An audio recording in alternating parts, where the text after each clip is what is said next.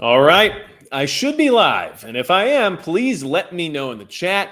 And welcome to another Monday night where we're going to discuss things. We're going to talk about stuff that's happening right now in the world and how it shows us that we're on a trajectory of more dangerous times. We know that things are going to get more chaotic as we get closer to this election. We also know that the world itself has already been very unstable for quite some conclusion at this point in time that things are about to get really weird. And that's why we need to stay on top of some of the information that I'm going to share with you tonight and give you some ideas about what to expect here moving forward and what to prepare for next, because that's how fast things are developing at this point in time. We got 5x5s coming in. Harbor Prepper says 5x5. MB with the 5x5 as well. Sherman Sales says cold by beer. So I think we're at least somewhat on the same page. Now, before I get started, I do want to mention that Midway USA is the biggest supporter of the channel. Thanks to them, I can do live streams like this, get out, test gear and equipment, let you know my honest opinions on it, which isn't always favorable to those who want to earn a profit, and get back to doing what I do best, which is prepping for who knows what. So big thanks to Midway USA. And of course, all of the live streams are directly sponsored by magicprepperbeef.com, which is where you can get long-term shelf-stable beef that's freeze-dried, will last 10 years minimum, but much longer in all reality. And it comes prepackaged, ready to go. All you have to do is put it on the shelf, and then it's ready for you whenever you need it. And of course, this is high quality, which means it's expensive. But it's sous vide filet mignon, ribeye, New York strip, and it is not cheap. But you know what? If you want high quality beef in the apocalypse, this is a good way to go. Plus, it supports the channel. And if you use the code Magic Prepper, you'll get 15% off of your order. So check that out. I mean, it's really good. You definitely have to cook it in the sense of using seasoning and making it taste right. But in all reality, it's also, not inexpensive. So add this to your preparedness pantry if you're already in a good place. And if you're not, maybe it's not the right time for you. Because honestly, you should have a lot more food on hand before you start spending money on luxury items like this. Now, which honestly, you know what? Maybe the way I pitch the beef is not the most beneficial in the sense of sales conversions, because I don't really sell a lot of it in all honesty.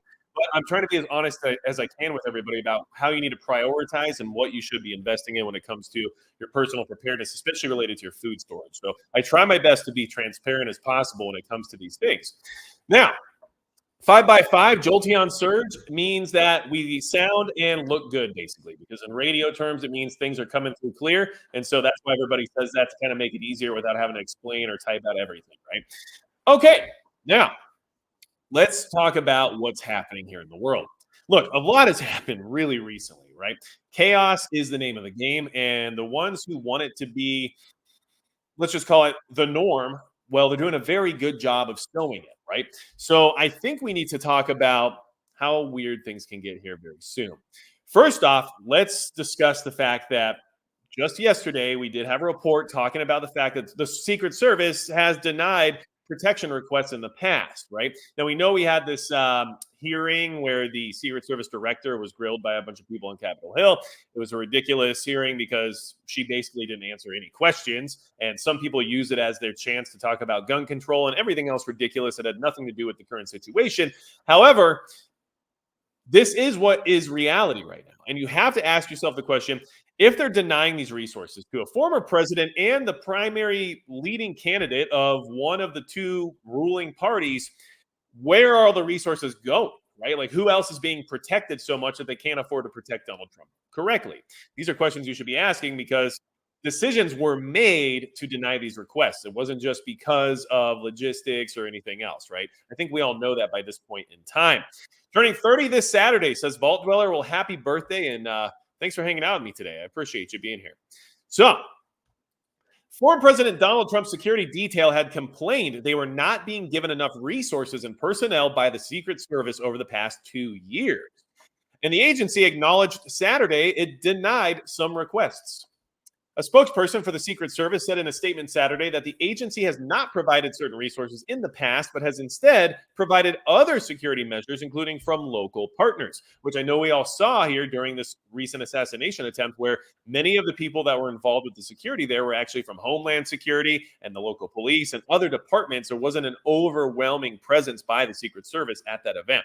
A Secret Service official told CNN that examples of these alternatives included having local sniper teams in place when the Secret Service could not provide their own, or having handheld I did this before we started, I promise. All right. Magnetometers, which I prefer saying magnetometers. So I think we might just go with that. And other measures established that certain events where larger walk-through magnetometers weren't available. The news comes amid widespread concerns about how a sniper was able to obtain rooftop access roughly 150 meters from Trump's position at an outdoor rally in Pennsylvania last week, right? We all know what happened there. We don't have to rehash that right now. Everyone's diving into further and further details of that. Of course, there's lots of reports of like maybe there was someone else, maybe all these other things happened. We just don't know. But as people who want to be prepared, some of those details, I mean, we all know that there's some very shadowy things that happen, right? When it comes to those who are in charge of certain aspects of our lives. So I don't doubt that there is more information that we'll never have access to, right? But it doesn't really affect our preparedness and our ability to take the information we at least have access to and then apply it to what we need to be concerned about moving forward, right? I think that's all pretty straightforward and pretty clear at this point in time. Now, what I will say is that this is just them admitting the obvious. They were not providing proper security, even when it was requested. And that should tell you more than likely it was politically motivated. At the very least, it means that they're not taking the risks seriously. And that is a bad idea. And all that demonstrates to people like ourselves is that if you're not going to take it seriously, then there's a chance something's actually going to happen. Right. So now, that was all over the last 2 years, not just like for this singular event, but the last 2 years, right? A lot can happen in 2 years. And of course, then right after the event occurred, the US received intel of Iranian plot to assassinate Trump, CNN report. So there's already an assassination plot in the works against Donald Trump from Iran, which obviously would cause quite a conundrum, right? First off, I mean, that sounds like a Franz Ferdinand kind of moment, doesn't it? Wouldn't that be a wonderful way for the Warhawks in Washington to finally get into the Middle East in the way they actually wanted to while we were there for this whole time?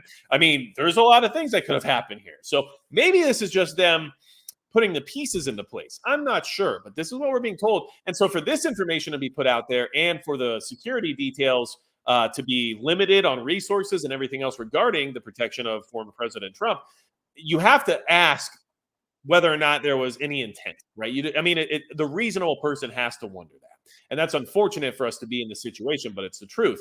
And here's the thing: I don't necessarily believe there's some super deep conspiracy to have this or that happen, which leads to this, and that's how we had this nefarious plan that finally came to fruition, right? But I think if you allow enough access and you remove enough of the safety nets, the possibility of an accident happening becomes much higher. And over time, that likelihood becomes greater. And maybe their hopes were that that accident would just happen at some point and it wouldn't necessarily be their fault, right? Which is the best way to have a scapegoat these days. You don't necessarily need to have your fingerprints on everything. You can just let it happen as long as you provide the path, right?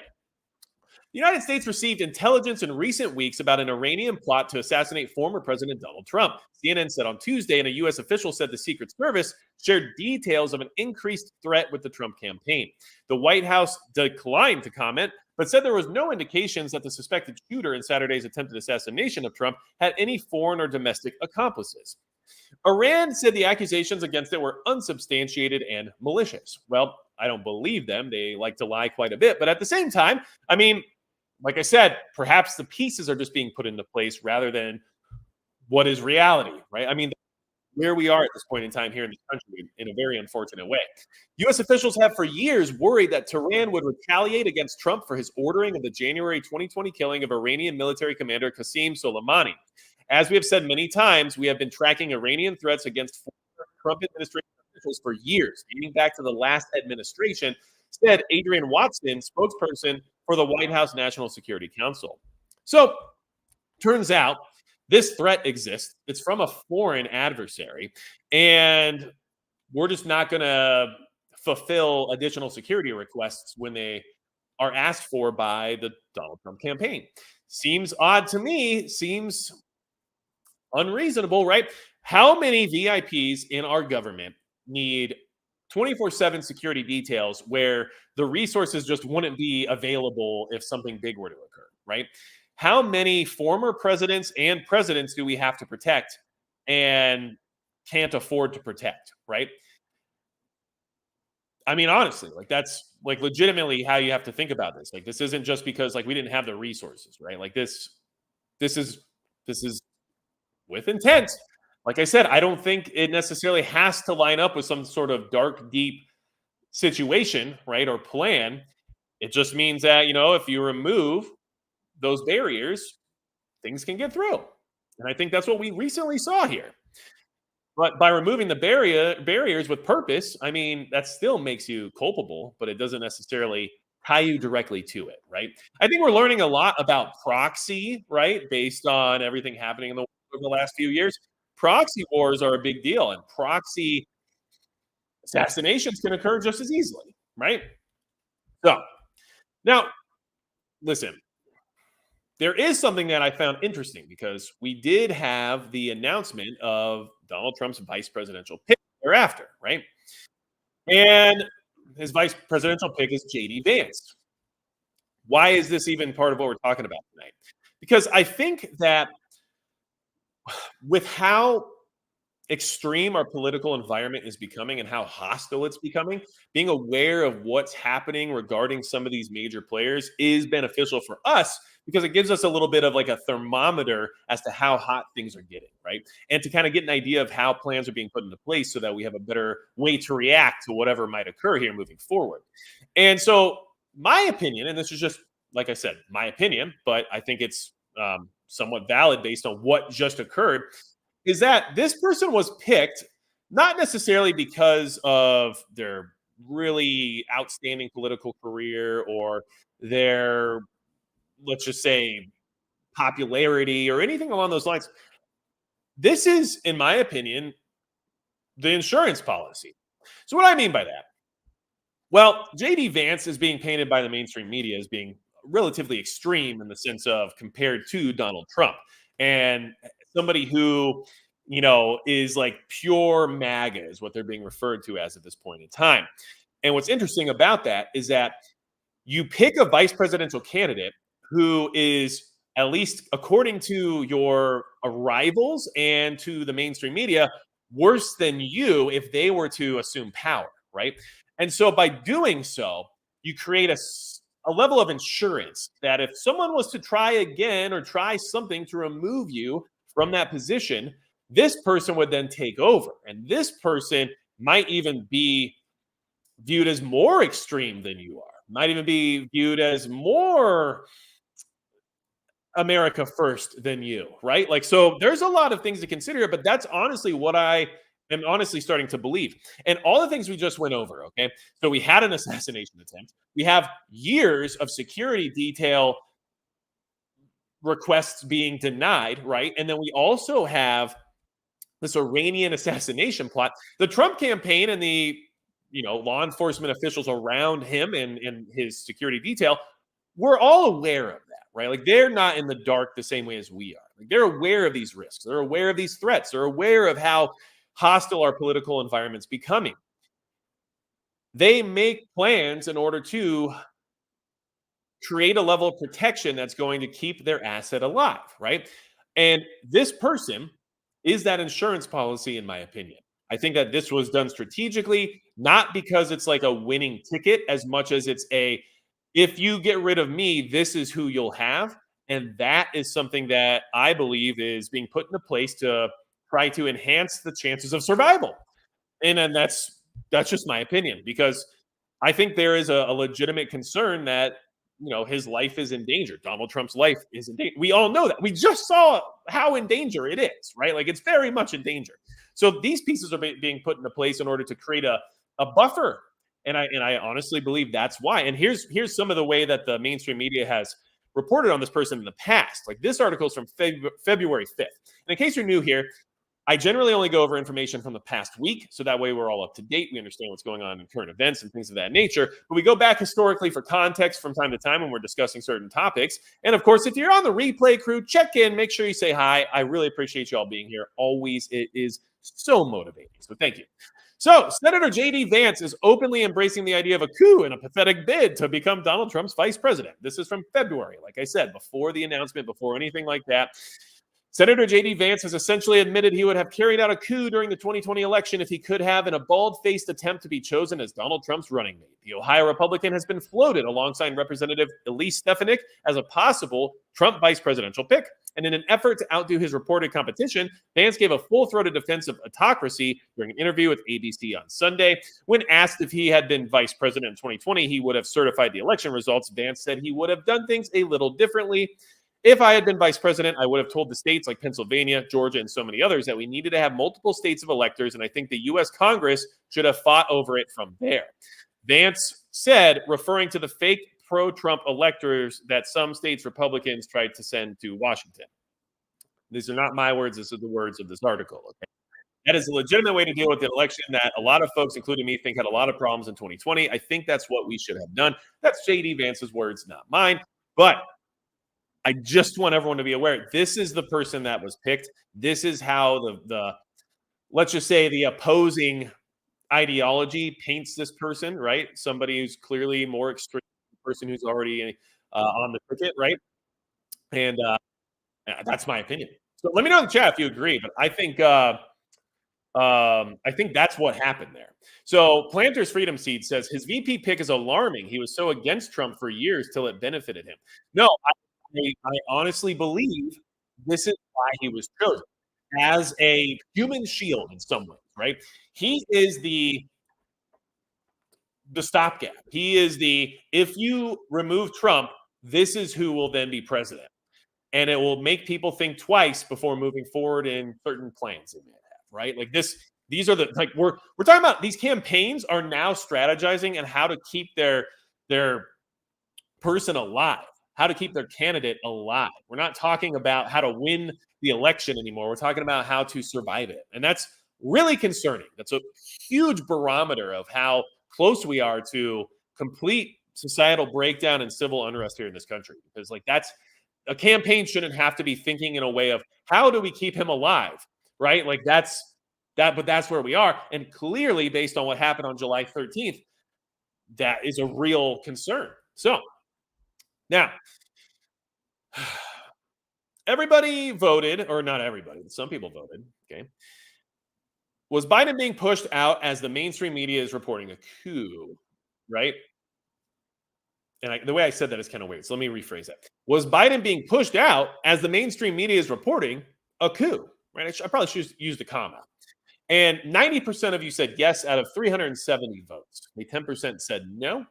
And I mean, first off, I think it was extremely predictable. We all knew that was going to happen for a long time now, right? And then the fact that it finally did is just wow, they really just did it, right? But the thing is that it depends on how you want to, define that, right? And being pushed out by those who are around you and who have the ability to push somebody to make a decision about their political future, you can perceive it however you like, right? But it's not necessarily unreasonable to think that could have been what happened in the sense of him not wanting to necessarily leave, but then being forced to. Right. And I think we all know how these people work, these weird elites that hang out, in pools, right, with their leg hair and all the stuff they do. So understand that there's blackmail abound. And I think you could leverage blackmail in the same way as you could leverage economic blackmail to create a coup. Right. And here's the thing. We were told a lot that he was not going to drop out. So if I'm a Democrat right now, which I'm not, I'll be honest, but if one of you in the chat is, that's great because you know what? You should be here learning how to prepare, learning about what's going on. And then, maybe one day you'll realize that line has been moved really far to the left of you and you're actually just one of us, right? But here's the thing. If you're a Democrat right now, you should be really upset because you've been lied to for years at this point. Your candidate that you didn't get to vote on is just going to be whoever they decide now. You don't have a say anymore. Your machine of the Democrat institution has just let you know that they don't really need you, right? They're just going to handle stuff, just keep, going along with their thing, and then they're going to just do the thing, right? So look, do I think we have excellent choices? Do I think we get to have a really let's just say, strong decision on anything that really happens regarding the federal government. Like, no, I understand that. Trust me. But what I'm trying to say is that, like, at least we have the facade of it, But the Democrats literally just said, "Yeah, never. We don't need any of that anymore. We're just going to do our own thing." And you guys like us anyway, so who cares what you really think, right? So that's what happened to you. So I'm sorry if you're a Democrat and like you're dealing with this right now, because you should be upset. Like I'd be upset if I were you. You should be. You've been lied to for quite some time. So what's going on though since Biden was pushed out, right? The dollar falls and stocks rise after Biden drops out of presidential race. Yes, these things can affect us economically even before people are in the office or when they're leaving the office. There's a lot of betting that goes on when it comes to who might be in charge next of the world's greatest country, right? And here's the thing, those who don't want us to prosper would love nothing but the dollar to fall. And surprisingly enough, they accomplished that here with this current move. Law of the minimum, I appreciate it. Thank you very much. I really do. And Cowboy 69, you don't have to apologize. You're not late. You're here right when you meant to be, right? So, U.S. markets climbed modestly on Monday, today, morning after President Joe Biden dropped out of the presidential race and endorsed Vice President Kamala Harris over the weekend following weeks of mounting pressure that fueled speculation in domestic, global, and cryptocurrency markets that increasingly hedged on a second Donald Trump victory. Okay. And this goes through and starts talking about how, stocks went up, but, U.S. Dollar went down. And that's the one we really should be concerned about just because of everything happening in the world. The BRICS nations coming together and starting to remove the dollar from the equation, with the petrodollar no longer being the main currency used by Saudi Arabia, right? The dollar index, which measures the value of the greenback against foreign currencies used by U.S. trade partners, fell 0.16% to 104.22, a sign the U.S. currency has weakened and its purchasing power has diminished globally, right? And look, all these things economically are part of the deal. But the reason I'm showing you this and the reason we're talking about it is because of what the Biden campaign said before he dropped out. And this is why you should kind of consider these things as being part of this reset scenario, right? Which is in the thumbnail, right? Like war and reset. We're going to talk about that. Trust me, there's some good examples of that happening right now over in Ukraine, which we're going to discuss later. But for right now, we're still stuck on this scenario because, this has a huge impact for us here in the United States. A lot of things can change and a lot of uncertainty is on its way. But here's what the Biden campaign said just a couple weeks ago. Well, I guess 3 weeks ago. And this should concern you because they already knew what was going to happen and they did it anyway. Biden campaign argues president dropping out would lead to weeks of chaos. Well, here we are. And guess what? One of the first things that happened is the dollar lost value. President Joe Biden's campaign on Saturday night in a fundraising appeal to supporters said the president dropping out would only lead to weeks of chaos. Welcome to the 2024 election, where they're telling you exactly what's going to happen, and it then does, right? And leave the eventual replacement weakened ahead of a November face-off with former President Donald Trump. The bedwetting brigade is calling for Joe Biden to drop out. That is the best possible way for Donald Trump to win and us to lose. Biden Deputy Campaign Manager Rob Flaherty argued in the email to supporters. First of all, Joe Biden is going to be the Democratic nominee, period. Oh, 3 weeks ago.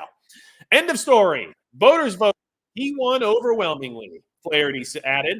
And if he were to drop out, it would lead to weeks of chaos, internal food fighting, and a bunch of candidates who limp into a brutal floor fight at the convention, all while Donald Trump has time to speak to American voters uncontested.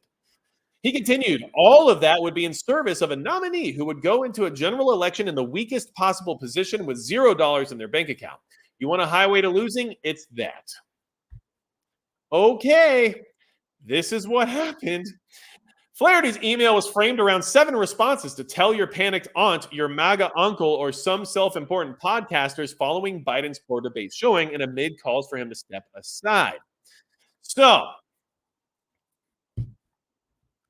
like I said, if you're a Democrat, you should be really upset because, they told you 3 weeks ago that he's not dropping out, period. End of story. Nothing to see here. You don't have to worry about it. And at the same time, that it's going to create weeks of chaos if he does that. So I guess they're okay with that. because they're very aware that that chaos would exist. Now, could they be talking about chaos in the sense of campaigning and regarding candidates and whatever, right? And in-house political fighting or whatever? Sure, but I think we all know now the name of the game is to create chaos. And so any little bit that you can sprinkle on to the recipe, right, is going to add more possibilities of escalation and more possibilities of breakdown and more possibilities of turmoil, which the people who are pulling the strings always benefit from because, well, first off, they know how to leverage it. And second off, it allows them to make moves while nobody's paying attention. So here we are. Okay. Now, here's something I found interesting. The other thing you have to worry about, especially based on what's happening globally right now, is that Biden's a lame duck president, right? We know he is no longer really in charge of anything. Okay. Josh Sylvester, this is all a cover. Ever heard of Ripple XRP? Well, BRICS is moving from SWIFT to XRP, backing it by the gold dollar, will be integrated into XRP, also one world currency. Well, a lot of that is possible, but a lot of that still is speculation. And until it happens, we won't fully know. But what I will say is that, cryptocurrency does seem to be betting on the fact that Donald Trump might be the next president because, well, I think they feel like he's more inclined to leverage it. Now, the other thing to keep in mind is that, of course, a lot of this is all built around economics, right? And the WEF and everything else that the international banks want to do. And of course, we're going to talk about that here in just a minute because some of this great reset type stuff that everyone wants to concern themselves with is happening right in front of our faces, and we're just not really digesting it properly. So that's why we're going to discuss it. But I just need to get through this domestic stuff first because it's more pertinent in the sense of how it can affect us here at home. So lame ducks can cause problems, right? But they're not going to talk to you about that very much right now because, it's Joe Biden, right? But Biden drops out. The dangers of a lame duck president emerge. This is from the Wall Street Journal. This is an opinion by the one and only John Bolton. So take that with a grain of salt, if you will. Somebody who would love to go to war with just about anyone, right? But there are some good points here, and there's something I wanted to address because people aren't really thinking about this quite yet.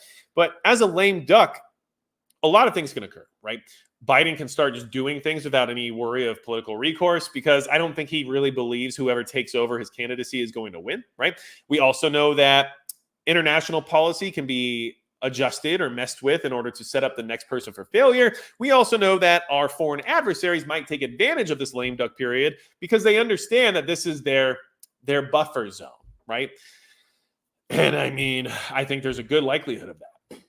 Joe Biden's decision to withdraw from the presidential race effectively makes him a lame duck. The odds favored his achieving this status on November 5th anyway, but America now faces a nearly 100-day longer interim than in prior transition periods, okay? We may focus on the election campaign, but the wider world worries what Washington's global role will be for the next 6 months, which is true. We're 6 months from inauguration, right? So we have 6 months of a president who's already gone, right?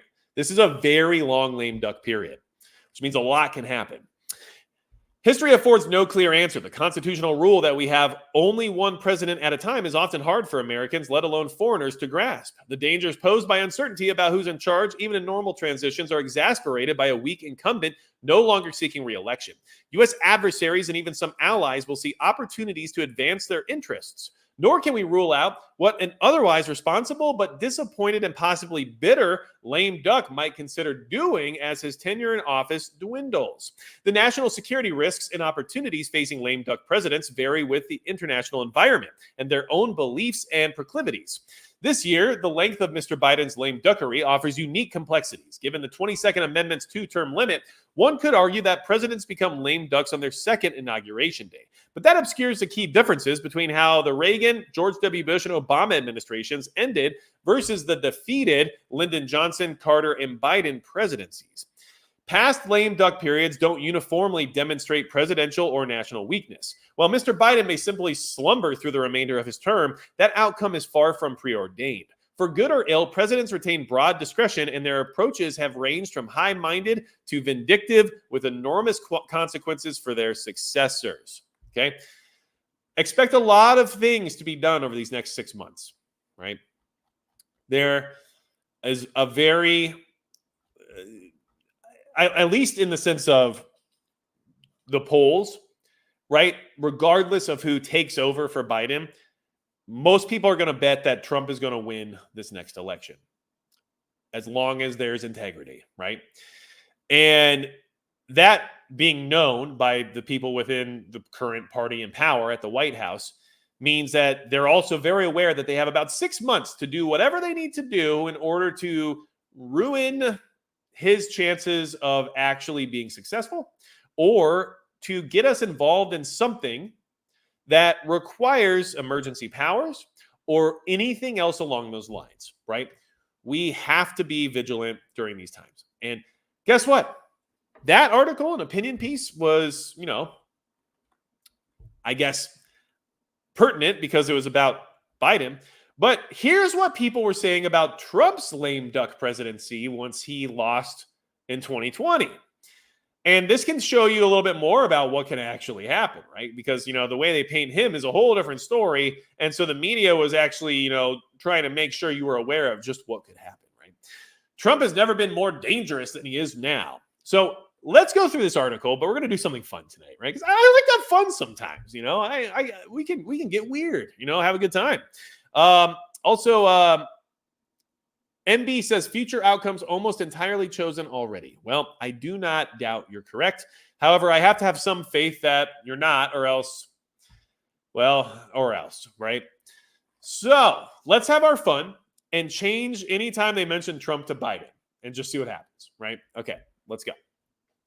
There's a lot of damage he can do to America during the lame duck period before President-elect Trump's inauguration. Yeah, there, I did it. See? All right. This is kind of hard. Trump is the president-elect of the United States, but we are now in President Biden's lame duck period, a roughly 2.5-month interregnum. I don't like that word.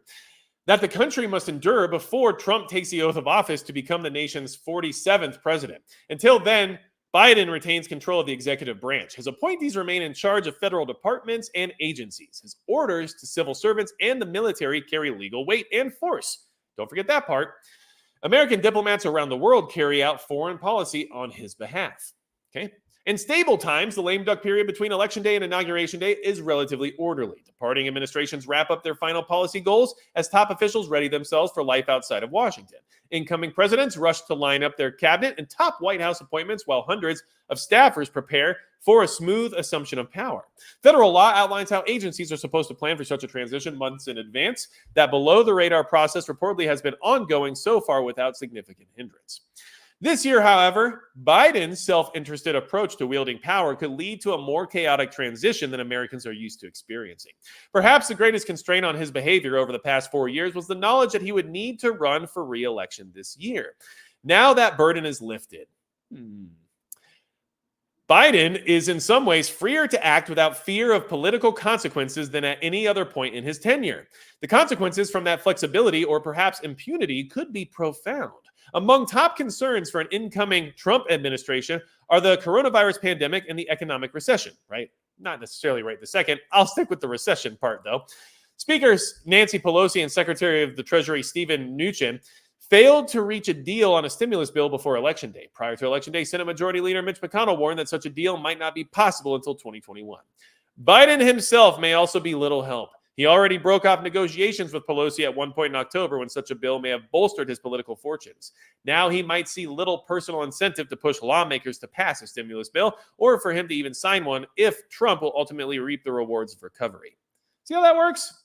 See how changing it, right, in the way that I just did still describes the exact concerns we should have right now. But this wasn't an article they're going to put out about Biden, right?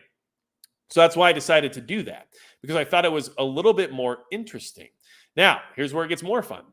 On foreign policy, Biden is even less encumbered by domestic constraints. His instincts have been largely deconstructive over the past 4 years, pulling the country out of international agreements like the Paris Climate Accord and the Iran nuclear deal, limiting U.S. participation in the World Health Organization, and eschewing traditional American allies while trying to forge ties with illiberal and authoritarian regimes. A lame duck Biden may feel emboldened to do what he could not get away with while up for re-election. So listen, The only reason I did that was to demonstrate that that's where we are now. But this is what we were being told 4 years ago. And for some reason, that's not the same thing we're being told now in the exact same scenario, except for with an additional 100 days of time, right? 6 months for them to do whatever they need to do. A lot can happen. And him knowing that this is it, like, is problematic because he's not coming back. He's too old. We all know that. And so a lot can happen, right? And don't forget, he still has control over certain aspects of the government, right? Still commander-in-chief, apparently, right? Hello, sorry I'm late, says Cherokee Survival. Well, I am totally fine. You're appreciated by being here, and you're not late in my opinion. You just showed up when you could, right? And then, yeah, I just want to jump back in here for a second. Planters Freedom Seats. They will take him out and put the Kamala in so she can run as an incumbent. Huh. We'll see. There's a lot of weird things going on. Now,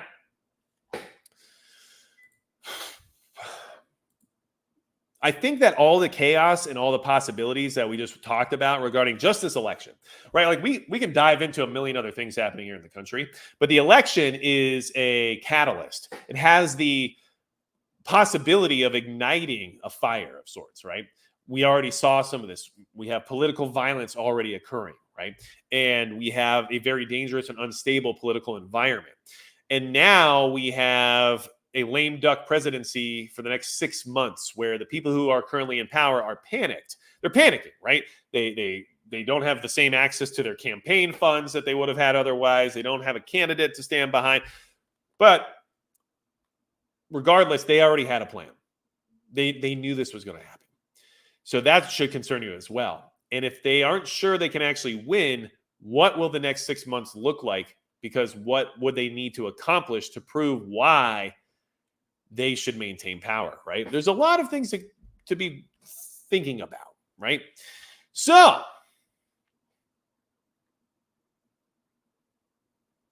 people say it's not the worst economy ever. In fact, it's the best economy ever, says Savagely. I would have to beg to differ. Every time I go to the grocery store, I wonder what just happened, right? Reminds me of that time at camp where I had to black out those memories. All right. Now, the reset and war, it's happening. Okay. First, let's talk about the reset and how it's applied to war and how it could be applied to America or other countries, especially if you're one of our European friends here in the chat. You guys are a lot more proximal to an active war at this point in time, and you are much more, insecure when it comes to your ability to not be invaded, right? Which, I mean, was proven in 2022. But this is a central bank's biggest dream, right? So think about this. Let's talk about it, okay? Let's talk about how this works. How does this war tie into the reset? This is from today, okay? Ukraine reaches preliminary deal with bondholder group on $20 billion debt restructure. How does this work, right? Well, I know people have discussed, tying this to like the Build Back Better slogan and things of that nature, right? If you blow everything up, you are going to need money to rebuild it. Who are you going to get the money from? How are you going to stay alive during a war? And how are you going to recover economically thereafter? Well, somebody's going to have to help. And now the help is here, right? We gave you too much money. It's okay, though. We're going to restructure it. But what does restructuring mean? Well, a lot of times it means that there's going to be different stipulations and different demands in place thereafter in order to maintain your agreement, right? You're contractually obligated. And if you default, well, there will be consequences. So, deal to enable $11.4 billion in cash flow relief over the next 3 years is the summary of this article. Agreement frees money for defense, social spending. Government says IMF. Oh, the International Monetary Fund. How interesting. Official lenders have signed off on a deal. Bonds rally some 5 cents on news of the deal.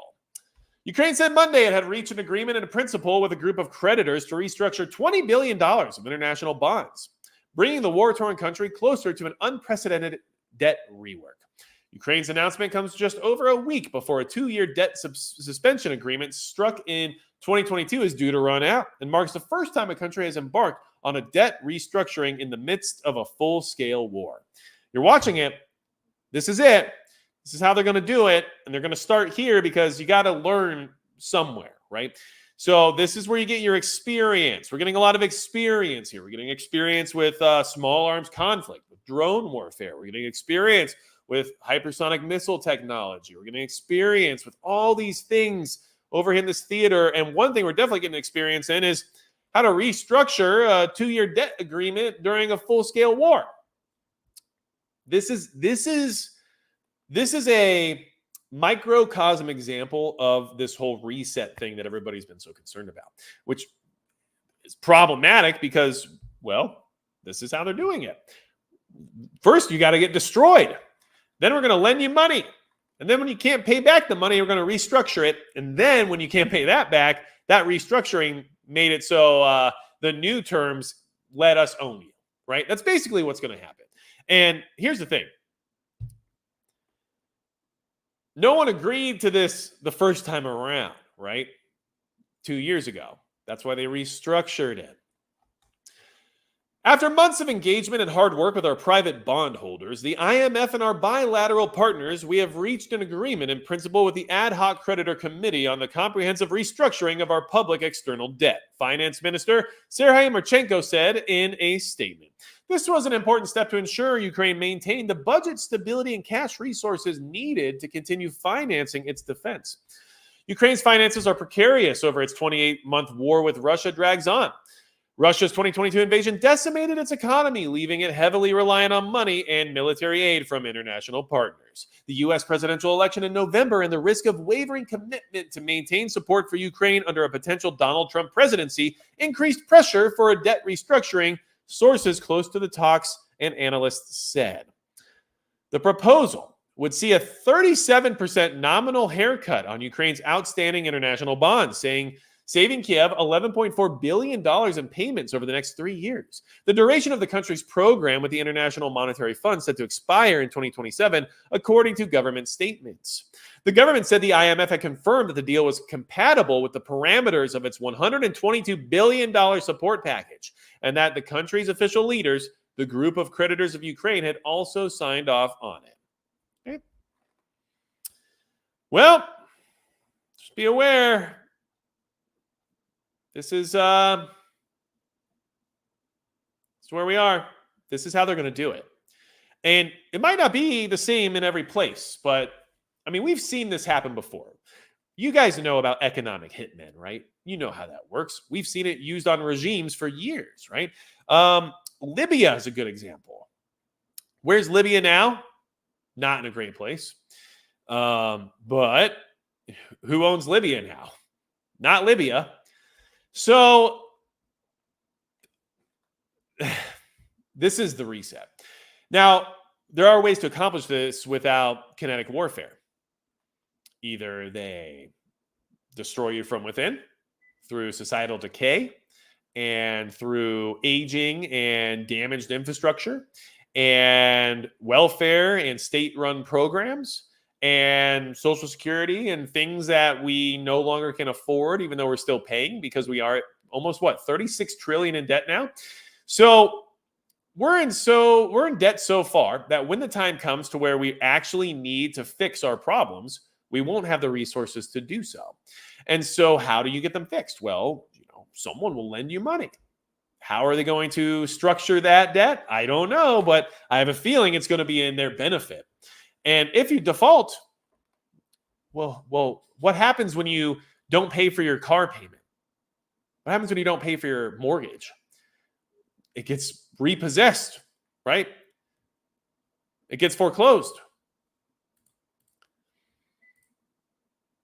Just throwing that out there. I think that's something you guys should definitely be thinking about right now, especially with how bad our economy is going. Prepper Now, good to see you.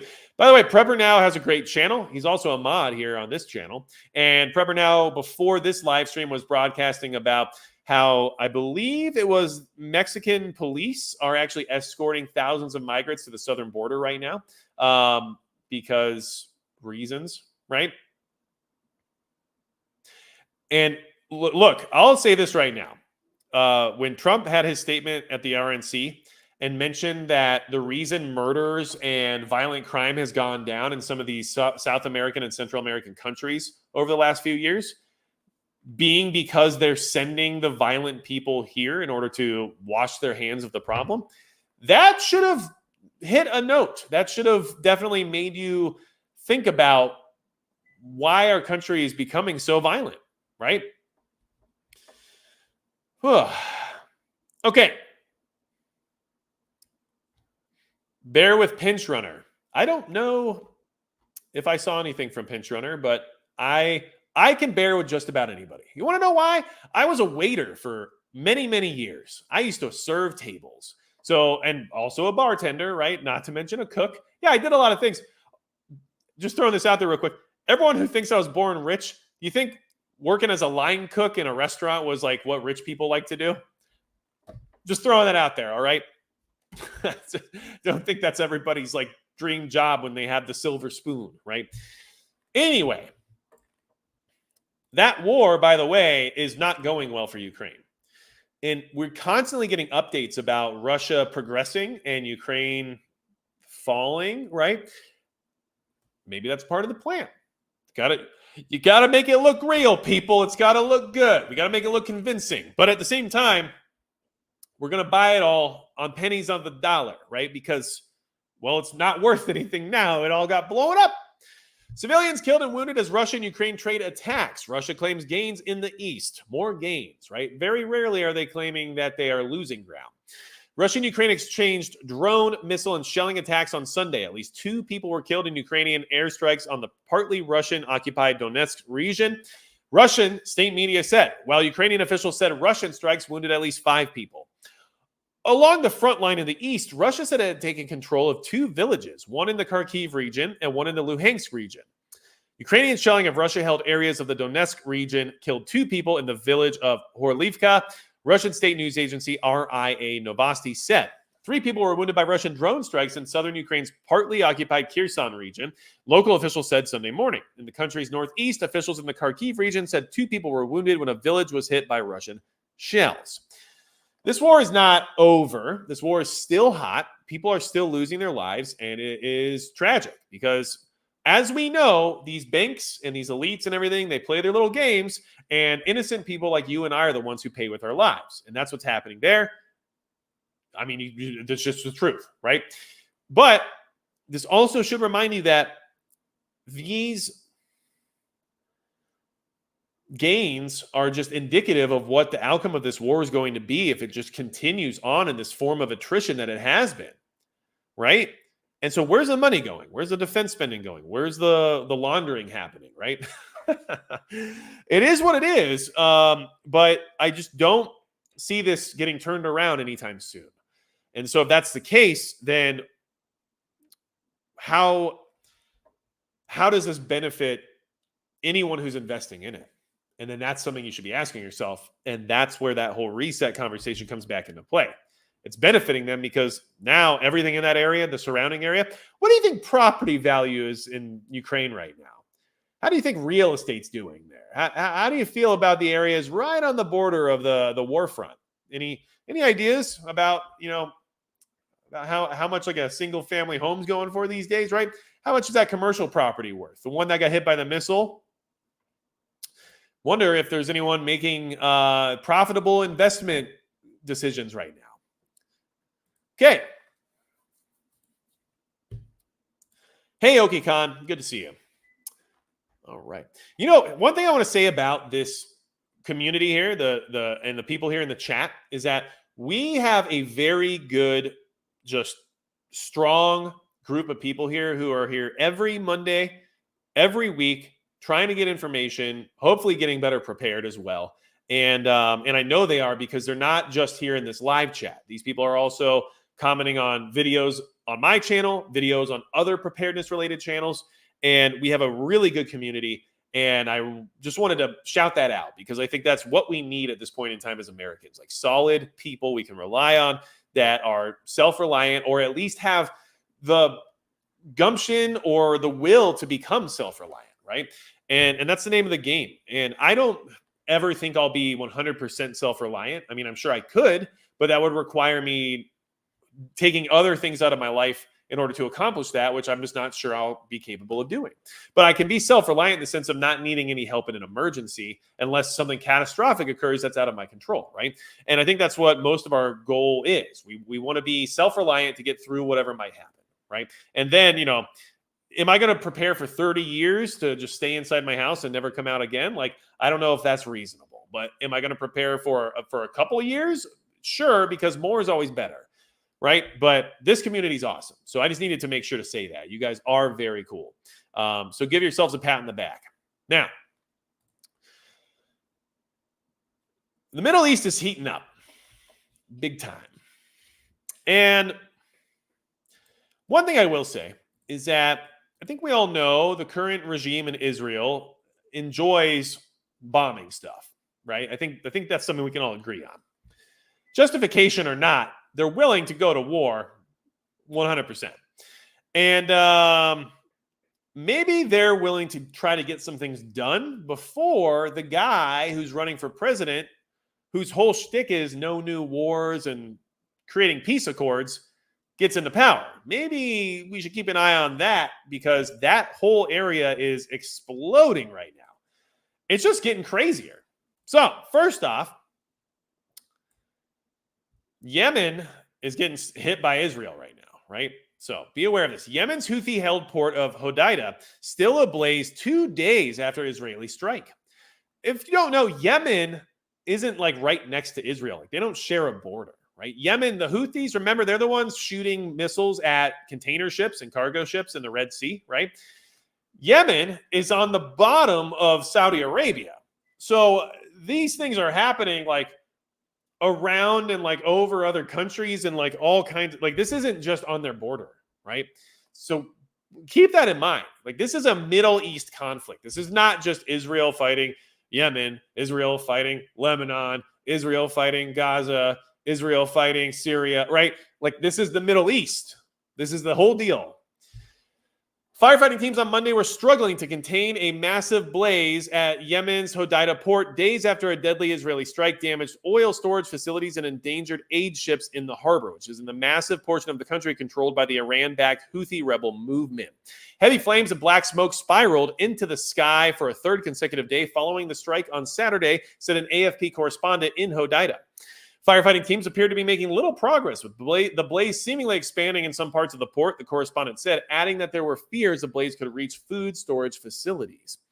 High-resolution satellite images taken by Maxar Technologies showed flames consuming a heavily damaged fuel storage area at the Hodeidah harbor. An analysis of the satellite imagery by the Dutch peace organization PAX showed at least 33 destroyed oil storage tankers, said Wim Zijnenberg, a project leader with the group. We expect to find more damage as not all storage tanks are visible because of the heavy smoke from the fire and burning fuel, Zwijnenberg told AFP. Okay. The fuel depot is run by the Yemen Petroleum Company, which said late Saturday that 6 people killed in the Israeli strike were its employees. This is happening, man. Middle East is getting cray. And it's not getting better because Yemen's shooting back, just so you know. Okay. Israel shoots down a missile fired from Yemen hours after a deadly Israeli strike on Houthi rebels. By the way, this is from yesterday. Just throwing that out there every so often. I like to remind you that these things are happening like in real time. The Israeli military said it intercepted a missile fired from Yemen early Sunday, hours after Israeli warplanes struck several Houthi targets in the Arabian Peninsula country. The Israeli airstrikes, in response to a deadly Houthi drone strike on Tel Aviv, were the first time Israel is known to have responded to repeated Houthi attacks throughout its 9-month war against Hamas. The burst of violence between the distant enemies has threatened to open a new front as Israel battles a series of Iranian proxies across the region. The Israeli army late Saturday confirmed the airstrikes in the western Yemeni port city of Hodeidah, a Houthi stronghold and crucial entry point for aid and other supplies. It said the strikes, carried out by dozens of aircraft, including U.S.-made F-15 and F-35 warplanes, were a response to hundreds of Houthi attacks. It's got out of control. Okay, it's getting out of control. All right, and just here, real quick, give me 1 second. We're just going to pull up a quick little doodad here. Okay. All right. So, let's see here. Refresh that. Dang it. Hold on. It's trying to cause me problems, as usual. Okay. So we're going to share this screen real quick. Just to give everybody a little bit, just a reminder. I know most of you know your geography. I got it. Okay. Okay. This is Israel, right? Okay. Here we have Israel right here. This is Lebanon. Okay. This is where Hezbollah is, all that fun stuff, right? Gaza is like this tiny little strip right here on the coast. Okay. This is Yemen. All right. So Yemen is all the way down here. There's a lot of countries around before you get to Israel. I just wanted to show you that because this is a Middle East war. This is no longer just an Israel-Gaza thing, right? Like that's where we're at right now. And speaking of Lebanon, Israel confirms striking Hezbollah weapons depots in South Lebanon. What day is this from? Also yesterday. So they're hitting multiple countries day in, day out. Regardless of proxies and who Iran is sponsoring and everything else, these countries are still sovereign nations, people.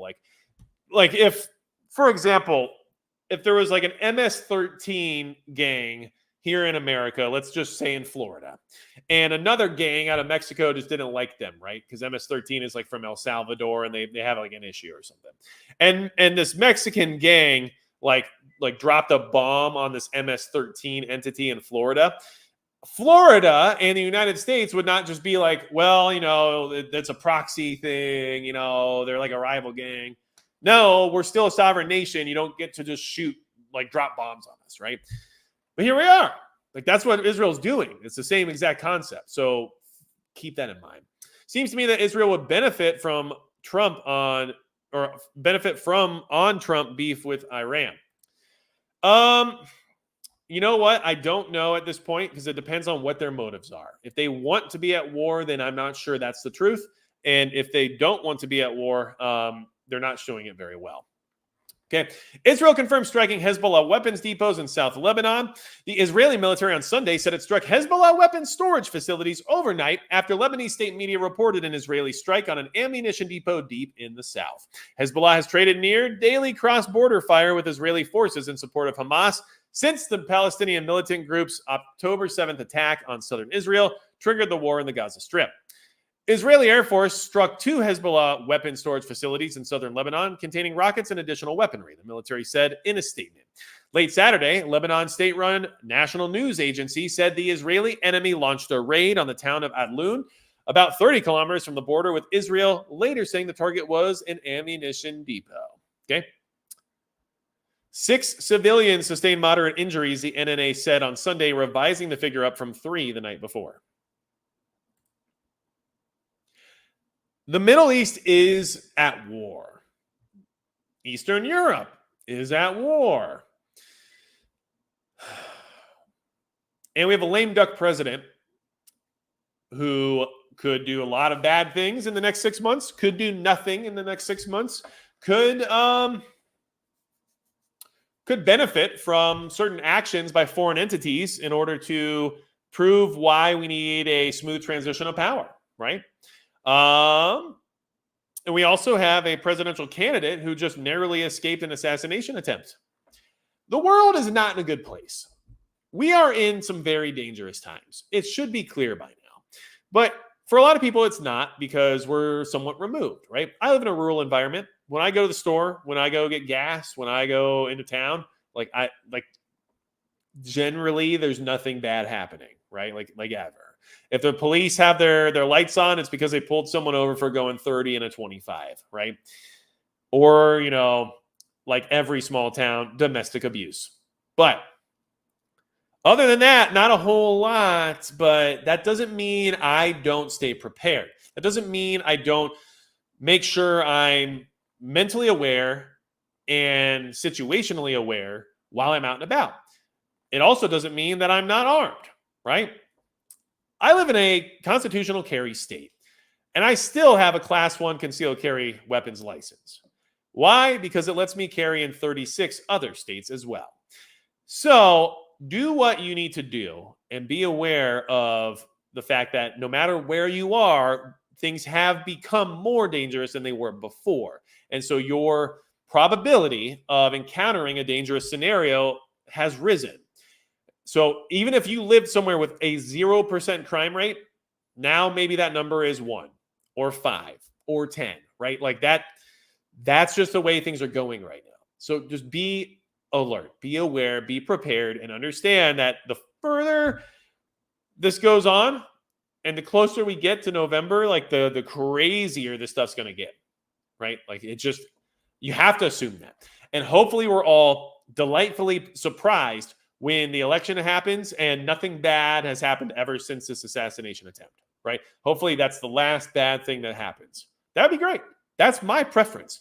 Anyone who prefers anything other than that has to ask themselves some serious questions.